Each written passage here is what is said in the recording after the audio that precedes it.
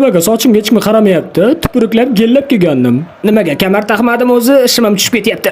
Baribir sochimga hech kim qaramayapti. Mayli-da. Jonim, menga turmushga chiqishga rozimisiz? Yo'qolay transformer. Tak, $1 million oylik olsam, qanday tursam ekan? Mana unday tursammikan? Yo. Mana bunda o'tirsammikan? Yo, mana shunday turaveray, boylarga yarashadi. Qara o'g'lim, 1 kilo kartoshka olasan, 1 litr yog' olasan, esingdan chiqmaydimi?